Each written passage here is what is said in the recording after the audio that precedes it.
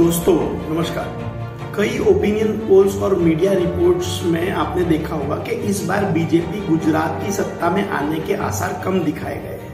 इसके बावजूद भी मैं शर्त लगा के कह सकता हूं कि गुजरात में बीजेपी चुनाव जीतेगी और संपूर्ण बहुमत से सरकार स्थापन करेगी। इतना ही नहीं तो 2017 के चुनाव से ज्यादा सीट्स लेकर आएगी और इसके कई रीजंस हैं, कई फैक्टर्स हैं जो कि हमारे टीम ने खोज के निकाले हैं। चलिए देखते हैं। गुजरात विधानसभा चुनाव दिसंबर 2022 में होने जा रहा है। केशुभाई पटेल के 1998 के कार्यकाल से लगातार बीजेपी सत्ता में है। मोदी और शाह की वजह से गुजरात चुनावों को प्रादेशिक चुनावों से ज्यादा राष्ट्रीय महत्व प्राप्त है। 2017 के विधानसभा चुनावों में कांग्रेस द्वारा बहुत ही आश्चर्यजनक प्रदर्शन किया गया था। 182 में से 77 सीट्स कांग्रेस ने जीत ली थी। महज 15 सीट से वो बहुमत चूक गए थे। बीजेपी पहले के 115 सीट के आंकड़े से 99 सीट्स के ऊपर नीचे आ गई थी।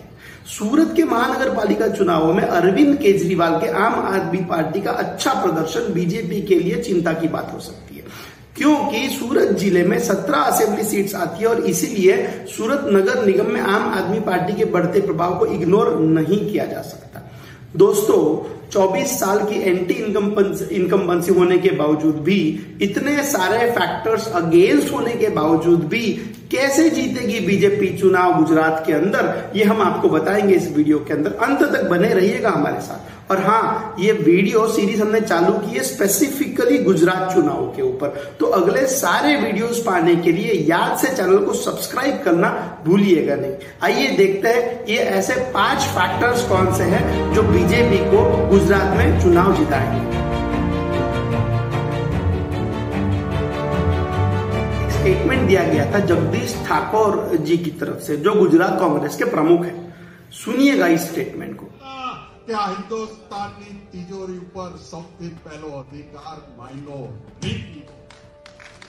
जैसे कि आपने देखा, कांग्रेस लीडर्स के अधिकतम स्टेटमेंट्स गुजरात के अंदर, स्पेसिफिकली गुजरात के अंदर माइनॉरिटी की तरफ झुके हुए हैं। गुजरात में मुस्लिम पॉपुलेशन है करीब 9.67%, करीबन 9.5%। उनका प्रभाव मेनली अहमदाबाद के कुछ विधानसभा सीट्स के ऊपर देखने को मिलता है, सौराष्ट्र में है और भरूच जिले के अंदर ज्यादातर दिखाई देता है। लेकिन ऐसे स्टेटमेंट्स की वजह से गुजरात की हिंदू पॉपुलेशन, जो कि 88.57% है, वो बीजेपी की तरफ झुक जाती है। गुजरात में रिसेंट पास्ट में एक भी चुनाव धार्मिक ध्रुवीकरण के बगैर हुआ नहीं है।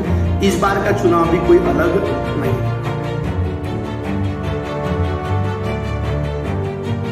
कई पत्रकारों का यह मानना है कि आम आदमी पार्टी बीजेपी के लिए बहुत बड़ा खतरा है।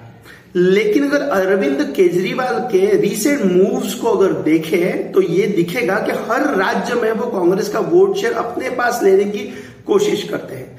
आम आदमी पार्टी ने पंजाब में भी वही किया। गुजरात में बीजेपी ट्रेडिशनली सौराष्ट्र और कच्छ विभागों के अंदर वीक है, कमजोर है। दक्षिण गुजरात में उसकी पॉपुलैरिटी जीएसटी की वजह से कम हो रही है, क्योंकि ज्यादातर व्यापारी कम्युनिटी वहां है और अरविंद केजरीवाल उन्हीं एरियाज को टारगेट करते हुए दिख रहे हैं। रिसेंटली उन्होंने सूरत में रोड शो किया था, सोमनाथ मंदिर में जाकर दर्शन किए थे। तो यह साफ है कि कांग्रेस के कुछ सीट्स आम आदमी पार्टी के झोले में आ सकते हैं। लेकिन बीजेपी को कोई बहुत बड़ा नुकसान होता हुआ दिखाई नहीं देता है। एक और बहुत बड़ा फैक्टर यह भी है कि आपके पास कोई कैरिस्मेटिक रीजनल लीडर जो है वो गुजरात में नहीं है। उनके गुजरात प्रमुख गोपाल इटालिया का एक विवादित वीडियो भी वायरल हुआ था, जिसमें वो हिंदू धर्म के बारे में गलत सलत अनाप शनाप बातें करते हुए पाए गए। दोस्तों 2017 में बीजेपी को कम वोट्स मिलने की प्रमुख वजह थी पाटीदार अनामत आंदोलन। पटेल कम्युनिटी की मांग थी कि उन्हें ओबीसी कैटेगरी में शामिल किया जाए और उन्हें भी आरक्षण मिले। इसकी पैरवी उस वक्त हार्दिक पटेल ने करी थी। इसका 2017 में बीजेपी ने खामियाजा भुगता। गुजरात में 14% पॉपुलेशन पाटीदार समाज की मानी जाती है। यह पाटीदार समाज गुजरात के अंदर एक बहुत बड़ा वोटिंग पॉलिटिकल फोर्स माना जाता है। ट्रेडिशनली ये समुदाय बीजेपी का सपोर्टर रहा है। प्रधानमंत्री मोदी जी की तरफ से सरदार पटेल साहब का स्टैच्यू ऑफ यूनिटी बनाना भी पाटीदार कम्युनिटी के लिए एक संकेत है। हार्दिक पटेल अब बीजेपी में शामिल हो चुके हैं। जब उन्होंने कांग्रेस ज्वाइन करी थी तब उन्होंने राहुल गांधी से मिलने का वक्त मांगा था और 4 महीने के बावजूद भी राहुल गांधी जी ने उन्हें अपॉइंटमेंट नहीं दी थी। दोस्तों, कई बार हमने ये देखा है कि बीजेपी को उनके विरोधियों की गलतियों का सबसे ज्यादा फायदा होता है। मैं तो ये कहूंगा कि बीजेपी के सबसे बड़े स्टार प्रचारक है राहुल गांधी।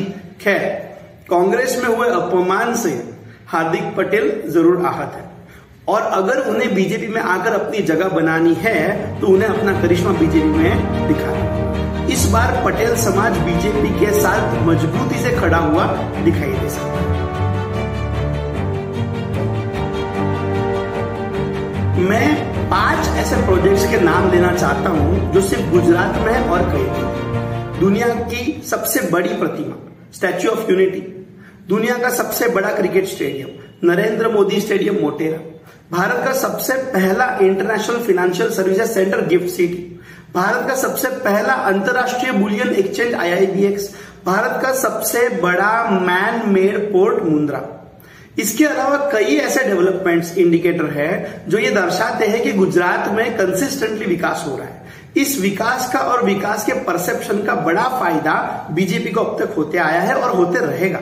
और अब 5वां और आखिरी फैक्टर जो कि है सबसे बड़ा फैक्टर, और वो है खुद नरेंद्र दामोदर दास मोदी।